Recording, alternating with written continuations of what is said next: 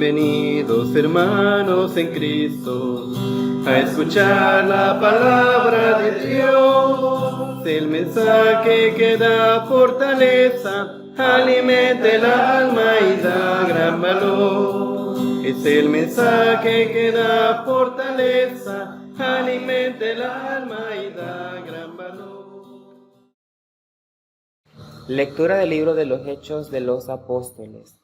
Entonces Pedro se puso de pie junto con los otros 11 apóstoles, y con voz fuerte dijo: Escuchen pues, israelitas, lo que voy a decir.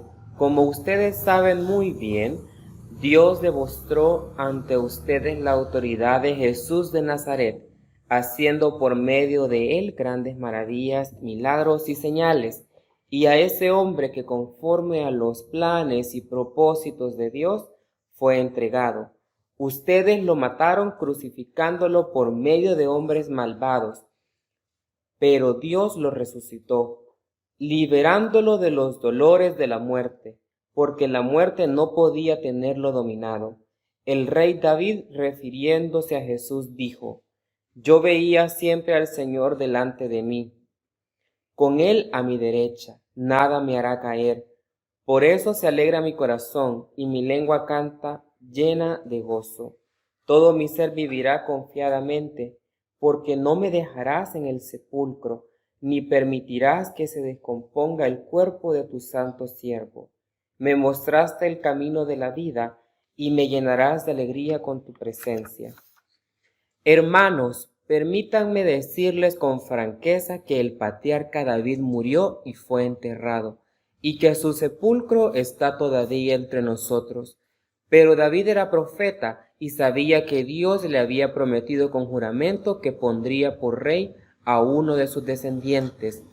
Así que, viendo anticipadamente la resurrección del Mesías, David habló de ella y dijo que el Mesías no se quedaría en el sepulcro ni su cuerpo se descompondría.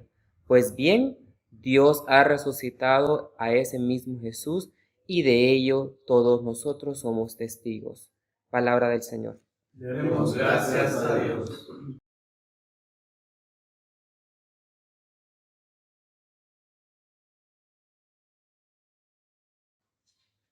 Del libro de los Salmos. Guárdame, oh Dios, porque a ti me acojo. Dije al Señor, tú eres mi soberano, no hay para mí bien fuera de ti. Para los santos que están en la tierra, Y para los íntegros es toda mi complacencia. se multiplicarán los dolores. De aquellos que sirven diligentes a otros dioses.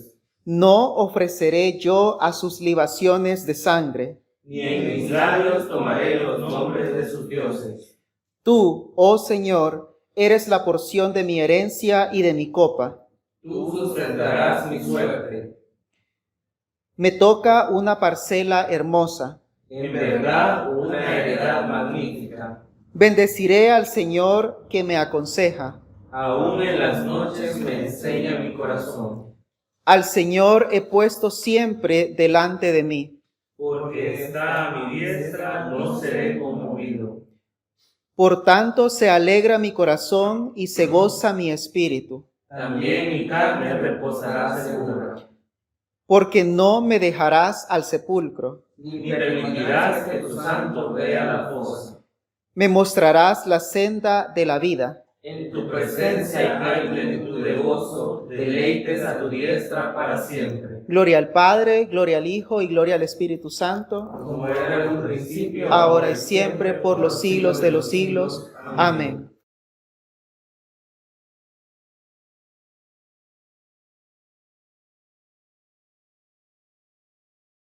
Lectura de la primera carta de San Pedro. Alabemos al Dios y Padre de nuestro Señor Jesucristo, porque su gran misericordia nos ha hecho nacer de nuevo por la resurrección de Jesucristo. Esto nos da una esperanza viva y hará que ustedes reciban la herencia que Dios les tiene guardada en el cielo, la cual no puede destruirse, ni mancharse, ni marchitarse. Por la fe que ustedes tienen en Dios, Él los protege con su poder para que alcancen la salvación que tienen preparada, la cual dará a conocer en los tiempos últimos. Por esta razón, están ustedes llenos de alegría, aun cuando sea necesario que durante un poco de tiempo pasen por muchas pruebas, porque la fe de ustedes es como el oro. Su calidad debe ser probada por medio del fuego. La fe que resiste la prueba vale mucho más que el oro, el cual se puede destruir. De manera que la fe que ustedes, al ser así probados, merecerá aprobación, gloria y honor cuando Jesucristo aparezca. Ustedes aman a Jesucristo, aunque no lo han visto, y ahora creyeron en Él sin haberlo visto. Se alegran con una alegría tan grande y gloriosa que no pueden expresarla con palabras, porque están alcanzando la meta de su fe, que es la salvación. Palabra del Señor. Demos gracias a Dios.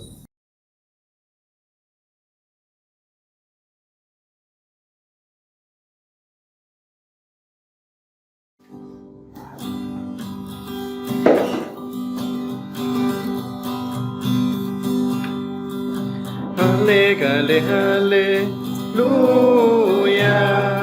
Ale, ale, aleluya. Ale, ale, aleluya. Ale, ale, aleluya.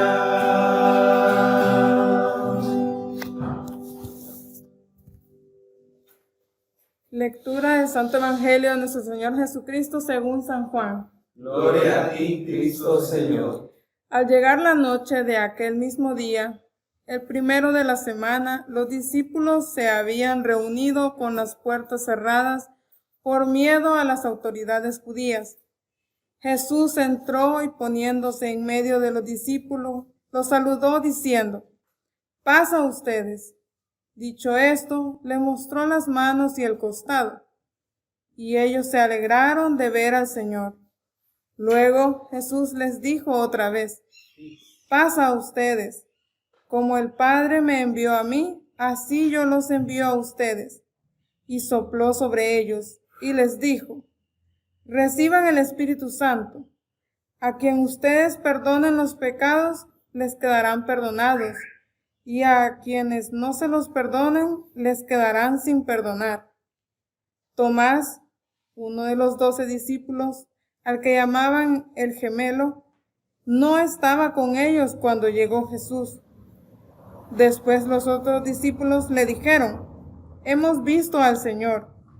Pero Tomás les contestó: «Si no veo en sus manos las heridas de los clavos, y si no meto mi dedo en ellas y mi mano en su costado, no lo podré creer».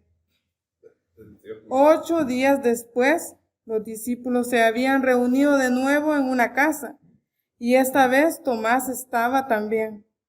Tenían las puertas cerradas, pero Jesús entró, se puso en medio de ellos y los saludó diciendo: «Paz a ustedes».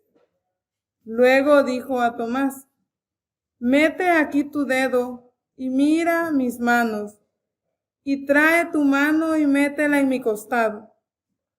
No seas incrédulo, cree». Tomás entonces exclamó: «Mi Señor y mi Dios». Jesús le dijo: «¿Crees porque me has visto? Dichosos los que creen sin haber visto». Jesús hizo muchas otras señales milagrosas delante de sus discípulos, las cuales no están escritas en este libro, pero estas se han escrito para ustedes. Crean que Jesús es el Mesías, el Hijo de Dios, y para que creyendo tengan vida por medio de él. El Evangelio del Señor. Te alabamos, Cristo, Señor.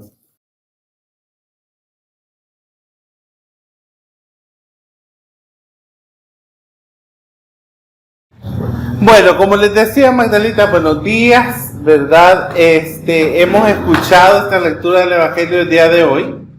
Bien interesante. Las lecturas, yo creo que este calor no nos está permitiendo poner atención mucho, ¿verdad? Pero hoy trataré de ser conciso, no prometo lograrlo, ¿verdad? Pero quiero que hagamos un paseo por estas lecturas del Evangelio del día de hoy. Fíjense bien, hay una frase que es con la que yo quiero que nosotros ahora comencemos esta reflexión. La fe que resiste la prueba vale mucho más que el oro, el cual se puede destruir. Y eso es lo que yo quiero que nosotros reflexionemos hoy. Yo quiero invitarles a ustedes hoy de que hagamos un ejercicio. Estamos en el tiempo de la Pascua, estamos celebrando la resurrección de Jesús, estamos en la cincuentena pascual que le mientan, ¿verdad? Y estos 50 días yo no voy a estar con ustedes, porque yo ya me voy, el viernes me voy. Pero ustedes van a tener tiempo para reflexionar estos 50 días desde la resurrección hasta Pentecostés. Y yo quiero dejarles un desafío planteado a ustedes, una invitación a que ustedes trabajen su fe, a los que están presentes también y a las que solo oyen, ¿verdad? Y a quienes solo nos oyen a través de la grabación que hacen de esta reflexión.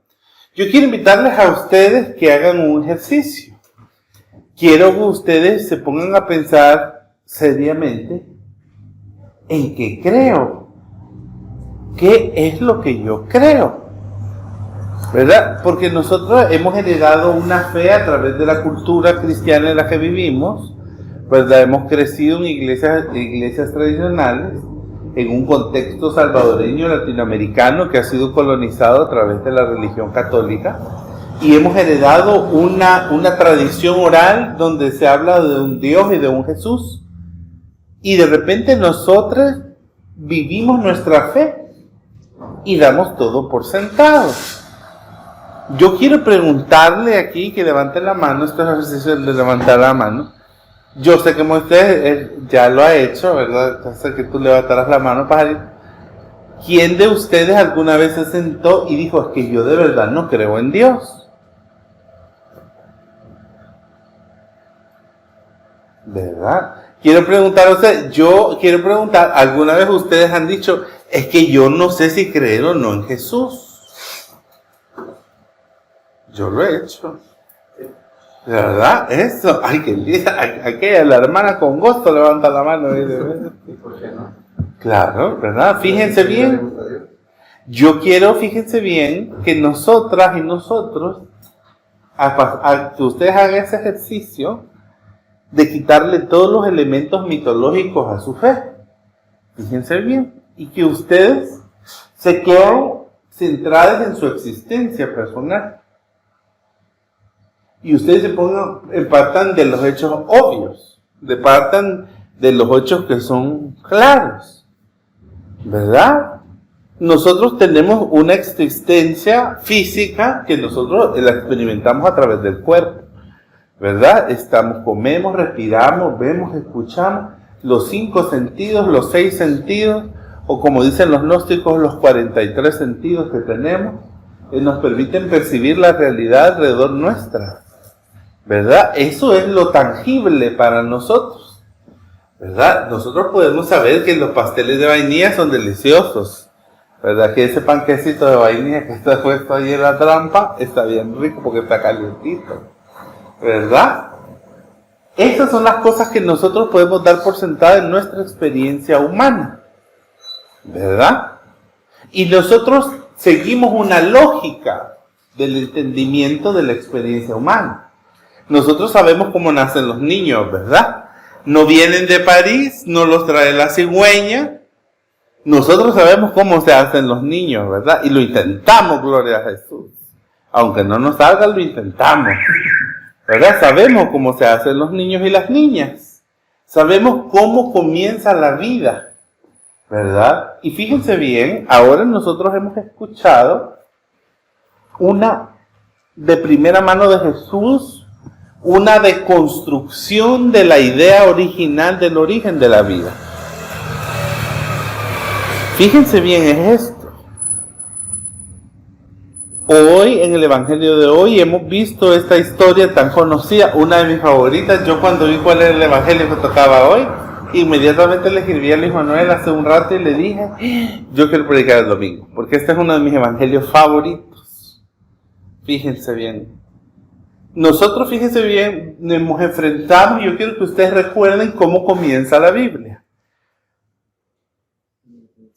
En el principio creó Dios los cielos y la tierra. Las hermanas que sacaban 10 en el grima bíblico, en el principio creó Dios los cielos y la tierra.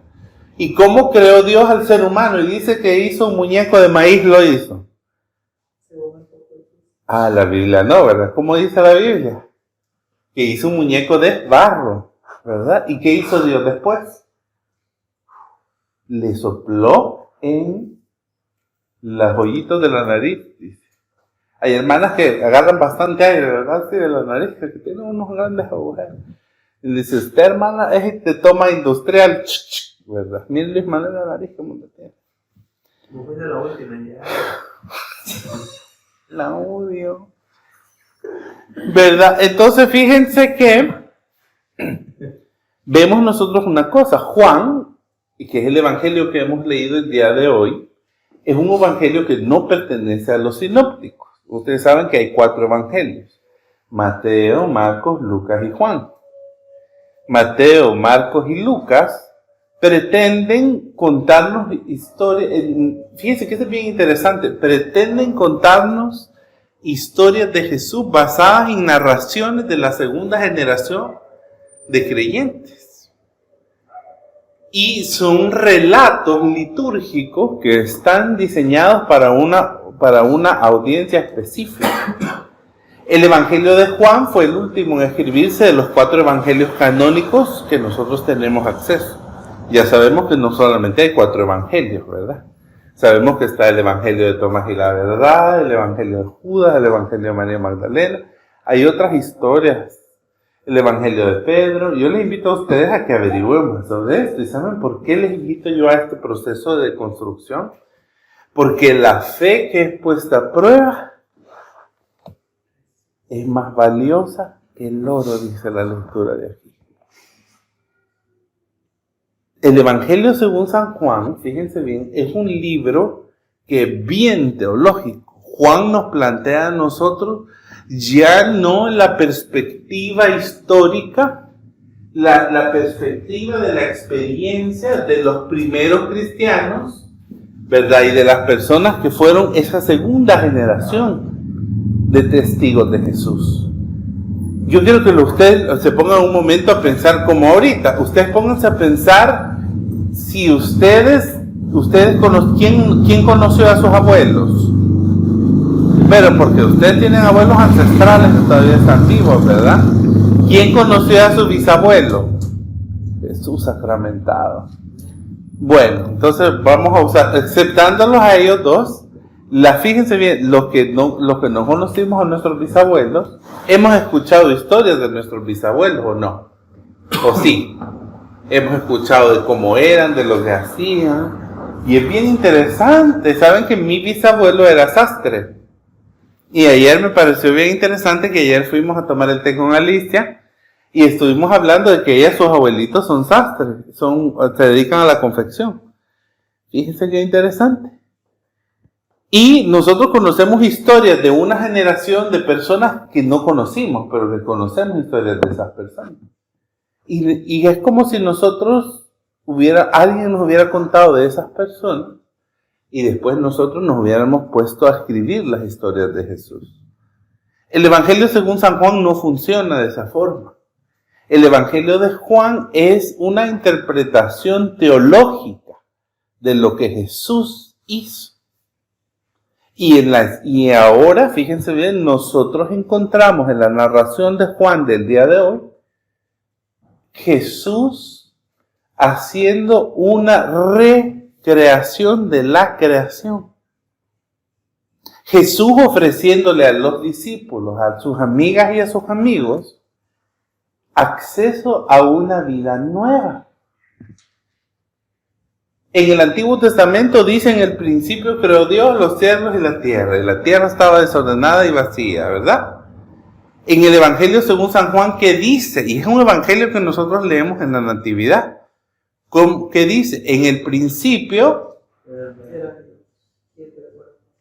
y el verbo era... Ay, van a disculpar que decir verbo de logos es una mala traducción, ¿verdad? Hermanas seguidoras de Reina Valera.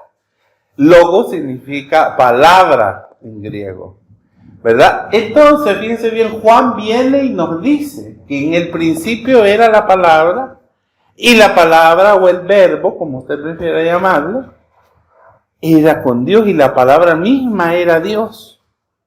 Y Juan nos plantea y nos mueve a nosotros el horizonte de la creación, porque ahora Jesús está en el horizonte. Porque ahora entendemos que Jesús, que es el Logos de Dios, la palabra de Dios, yo siempre lo voy a decir, la Biblia no es la palabra de Dios. La palabra de Dios es Jesucristo. Pues dice, ¿verdad? Y por medio de la palabra todas las cosas llegaron a ser. O no, me lo estoy inventando yo. Si quieren, búsquenlo en su Biblia, ¿verdad? Si dice el Evangelio según San Juan, capítulo 1, igual que en Génesis 1. Y en Juan no es Dios el Padre o Yahvé o el Elohim, porque en realidad era cuando Dios todavía era Elohim, de la tradición elohista, el que sopla vida nueva en el muñequito. Ahora es Jesús el que sopla sobre los discípulos para hacer una nueva creación. Jesús nos invita a nosotros a tener una vida nueva. Y nos la da a través de este testimonio que nosotros recibimos.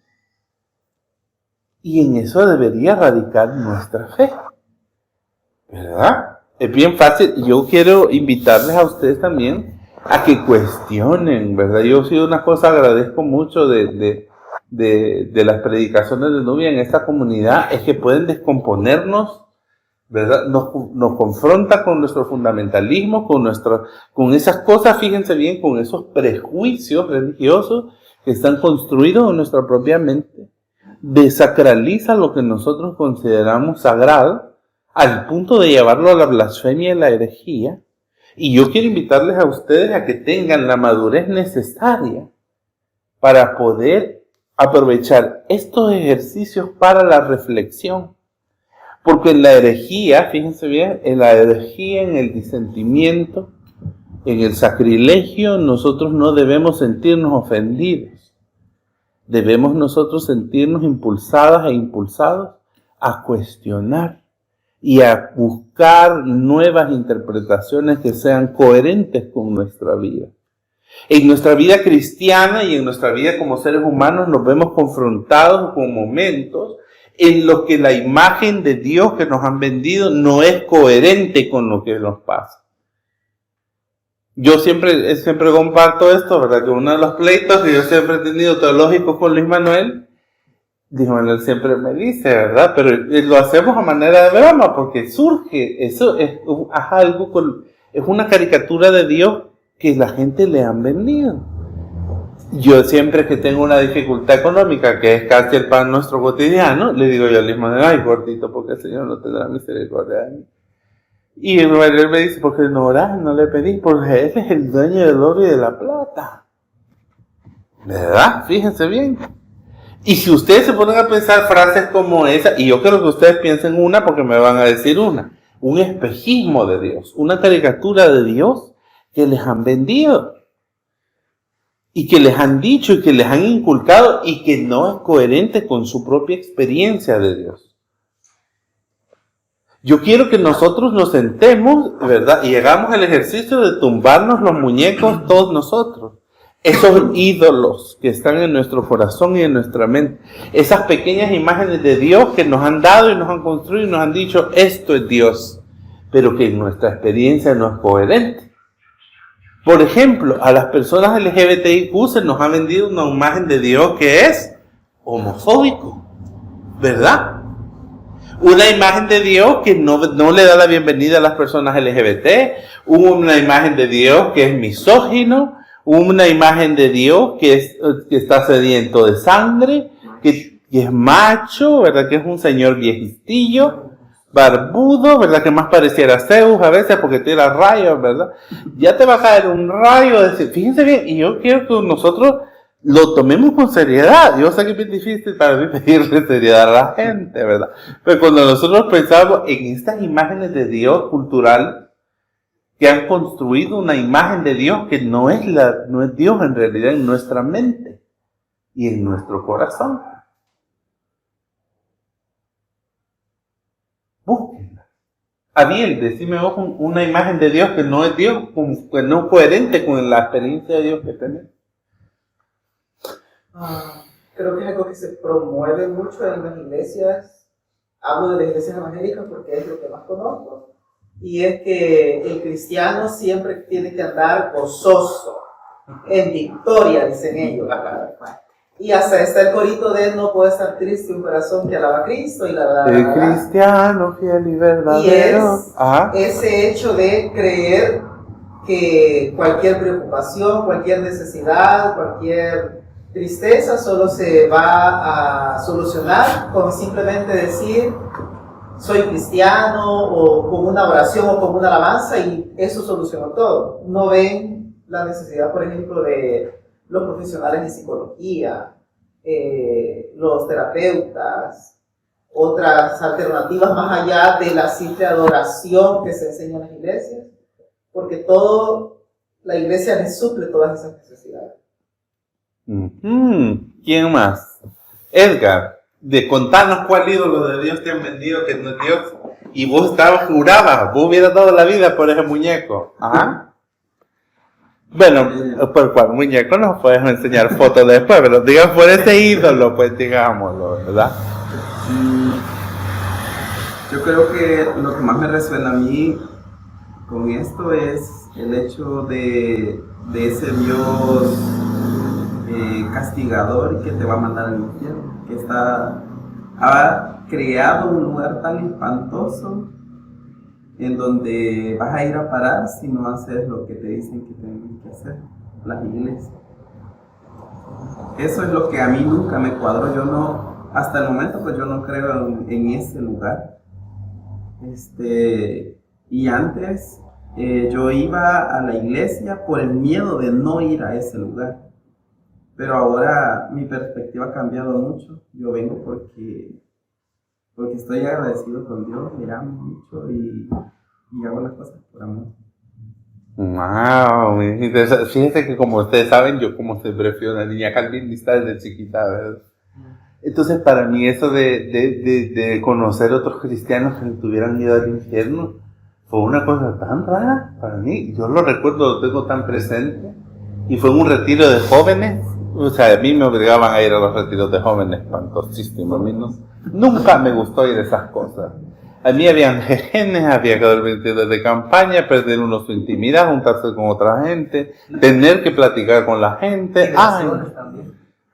Sí, oían unas cosas, así, ajá. Y yo me acuerdo que yo decía, uy, bueno, ya uno... Estos son de otras iglesias, ¿sabes? Que nos enteramos que hace retiro de ese tipo. Pero yo me acuerdo la primera vez que yo escuché a una muchacha de una iglesia decir que ella tenía miedo de morirse y tenía miedo de que ella no estaba en gracia con Dios. Y yo me acuerdo que yo empecé a pensar, ella quizás no es bautizada. ¿Verdad? Como acuérdense que aquí de construcciones a construcciones. Y entonces yo dije, pobrecita, quizás no es bautizada, ojalá que la bauticen aquí esta gente con la que estamos, ¿verdad? Y yo me acuerdo que ella lloraba amargamente y ella decía que ella sentía que Dios la había dejado de querer. Y yo decía, pero es que eso es imposible. En mi mente, Dios, adolescente. Y yo decía, eso es imposible, ¿cómo es que la gente puede creer? Después me di cuenta que la gente que vive en ese pánico, en esa psicosis, en realidad son miles de denominaciones cristianas, ¿verdad? No es solamente un grupo de personas, son millones de personas cristianas que piensan eso. Y yo, fíjense bien, creciendo, y este es uno de mis evangelios favoritos porque cuando yo empecé a crecer, y ayer hablábamos de eso con Alicia, y Alicia yo le decía, ella me preguntaba a mí, ¿cómo hacías para entender, o sea, la violencia religiosa que ejercía la iglesia contigo por ser una persona LGBT, cómo la procesaba? Yo simplemente me empoderaba de mí misma y yo decía, es que esto está mal. ¿Verdad? Cuando la gente, porque los mismos textos garrotes, la misma violencia, la misma cultura que ustedes han vivido, la he vivido yo. ¿Verdad? Con algunos otros matices, ¿verdad? O con cosas peores que quizás que las que ustedes vivieron. Pero fíjense que yo le decía a Alicia, para mí había un error en las enseñanzas de la iglesia. Para mí nunca lo que los líderes religiosos decían era congruente con mi experiencia de Dios. Porque cuando yo oraba, yo sentía que Dios me amaba. Porque cuando yo me sentía en la presencia de Dios. Y tenía problemas y tenía todos los demás. Yo sentía que era un problema del mundo y no un problema de Dios con mi orientación sexual. Fíjense que esto es bien interesante. Y me decía Alicia, yo te admiro, ¿verdad? Porque esa no es la realidad que hemos vivido. Yo creo que la mayoría de personas venimos y decimos, la iglesia tiene razón. Nadie va y dice, la iglesia está equivocada, aquí hay un problema. ¿Verdad? La gente va y dice, que el problema soy yo, y por eso la gente se termina de ir de la iglesia. Eso no quiere decir que yo no estaba en aprietos espirituales, porque lo estaba. Porque yo era como Tomás, y yo decía, ¿cómo es posible que yo tenga una experiencia de Dios y ustedes otra? ¿Cómo es posible que yo sienta que Dios me ama y ustedes me están diciendo que Dios no me ama? Pero es como que yo le diera $1 a Luis Manuel y le dijera, él no tiene $1. Y él saca una moneda y me dice, aquí está la moneda, mírala. ¿Verdad? Y yo como, no tenés una moneda.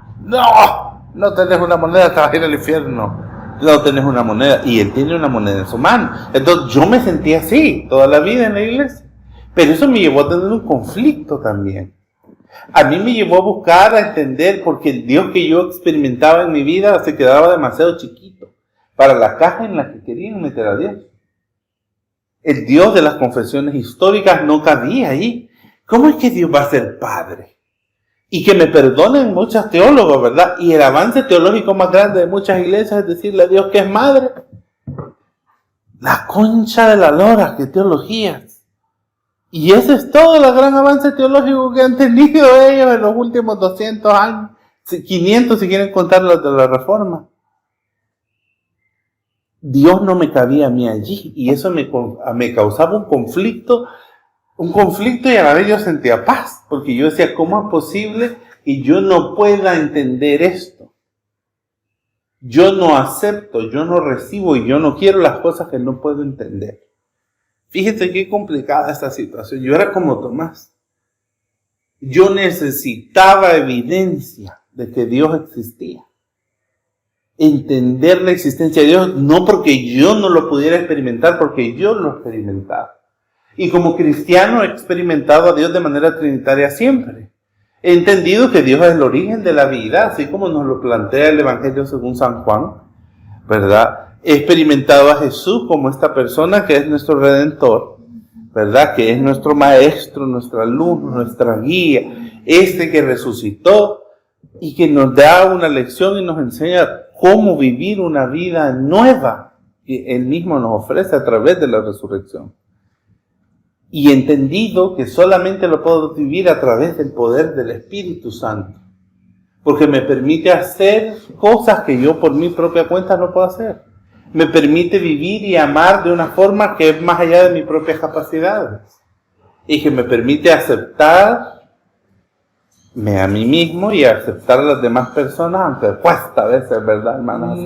Aceptar a las demás hermanas cuesta. Solo el poder del Espíritu Santo nos lo permite hacer. ¿Verdad? Fíjense. Y para mí eso fue lógico. El método científico, fíjense, yo decía, sí, pero es que, ¿y si Dios dónde está? Y empezaron a surgir en mí tantas preguntas. Cuando entra uno en conflicto con la iglesia, con la institución que supuestamente debe ser ese espacio donde se proveen las respuestas. yo nomás encontraba más mentes más empantanadas que las mías. Gente con fundamentalismo y gente con unas visiones de Dios retrógradas, terribles. Es lo que les digo yo, imagínense, el avance más grande para muchas iglesias es decir de vez en cuando que Dios es madre también en vez de padre. Hasta ahí la teología de las iglesias, que de verdad. Y yo necesitaba más. Yo necesitaba poder verlo, yo necesitaba poderlo tocar. Yo como Tomás necesitaba decir, necesito meter mis manos en sus agujeritos. En todo, Señor. ¿Verdad? Poder experimentarlo con mis propios sentidos. El método científico me enseñó a mí, fíjense bien, que el pistis, esto que es la fe que nosotros llamamos, no tiene que ser ciego, sino que debe estar basado en pruebas, ¿verdad? Y no debemos confundir prueba versus evidencia, que son cosas diferentes. Pero la fe está basada en pruebas de experiencia que tienen que ver con cómo lo experimentamos y cómo lo vivimos. Y yo quiero invitarles, Magdalitas, que en esta cincuentena pascual, ustedes puedan hacer este proceso de desconstrucción y buscar las pruebas de su fe.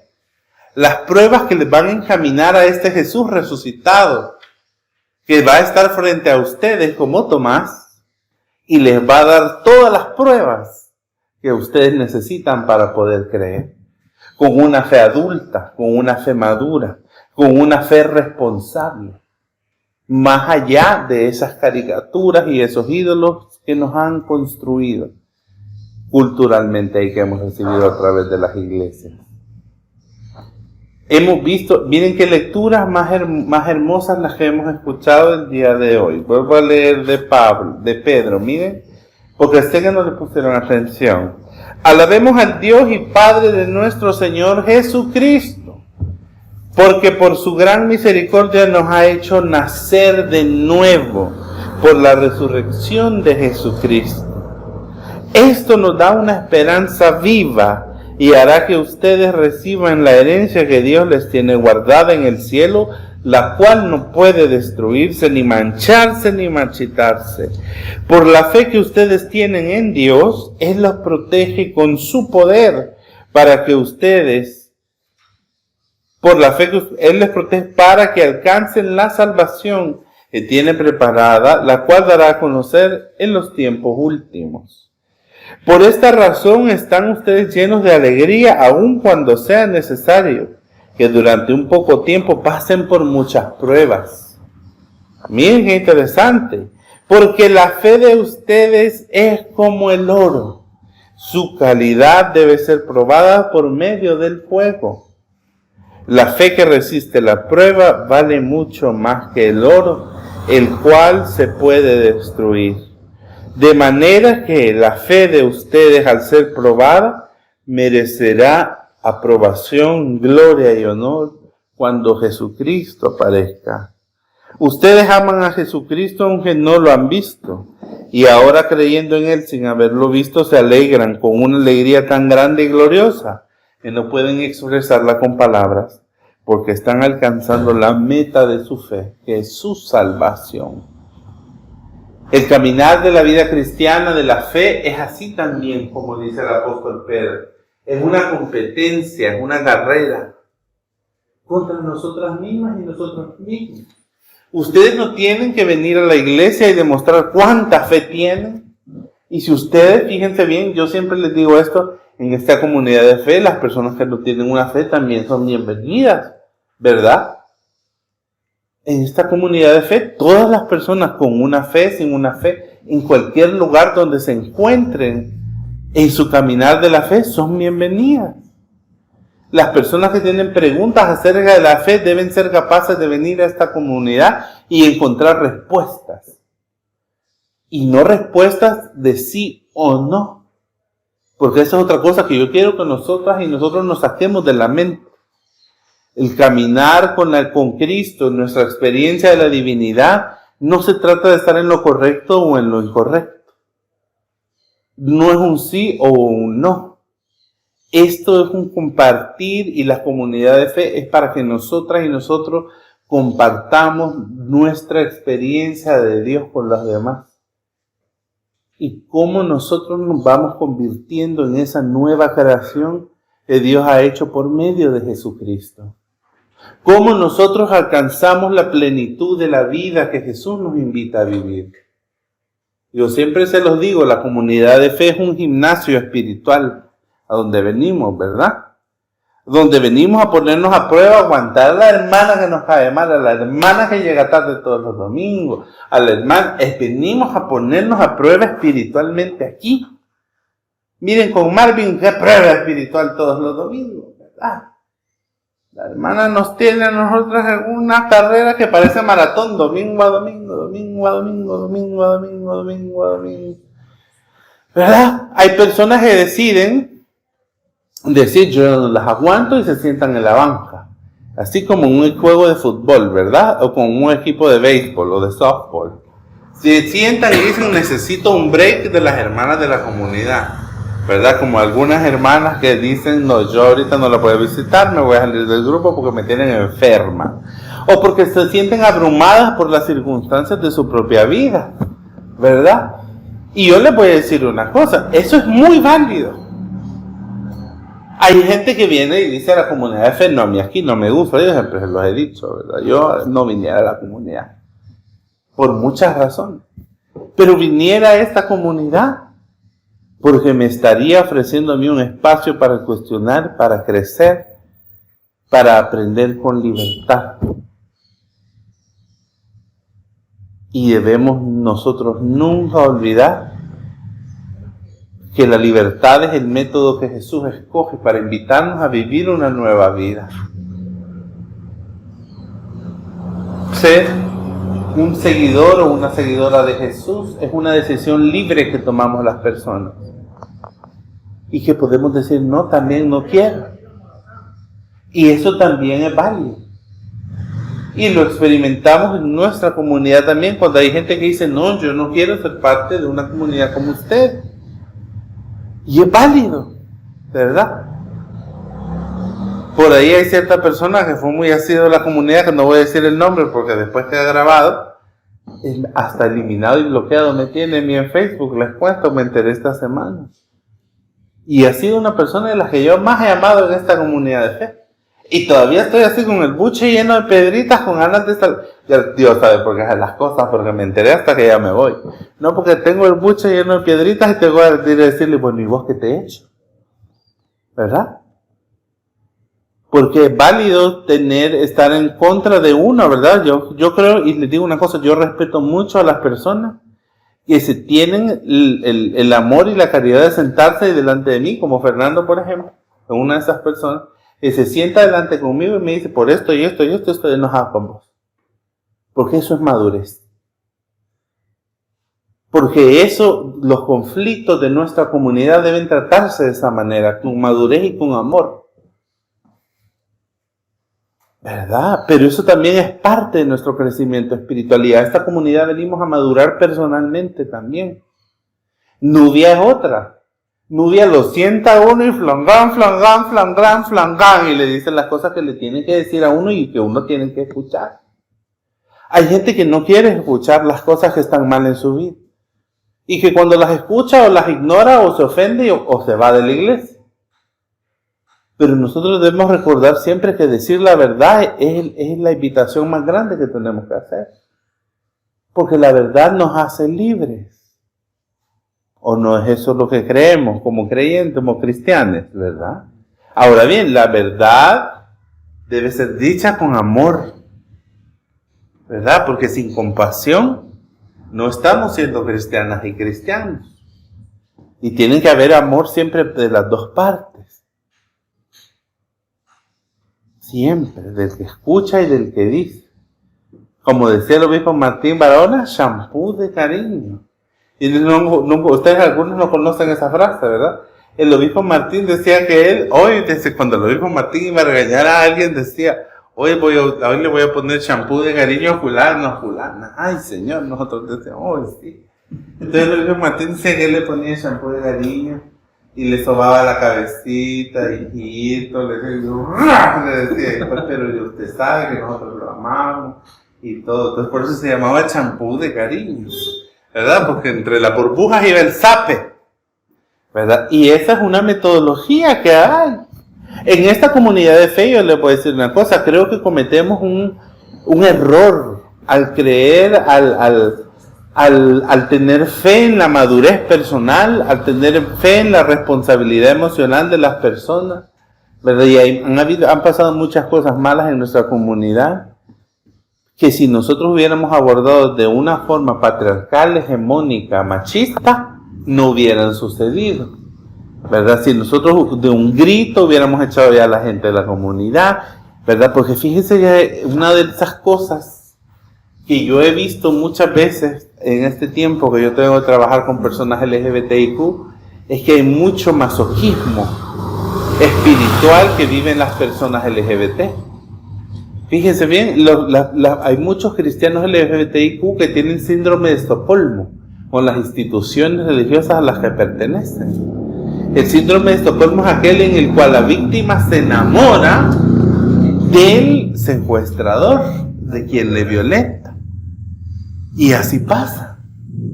Hay personas que vienen a la comunidad y dicen, bueno, aquí quizás uno puede encontrar una nueva manera de ver el mundo, de la vida. Y dicen, no, pero es que no puede, es que esto de tanta libertad no puede ser cierto.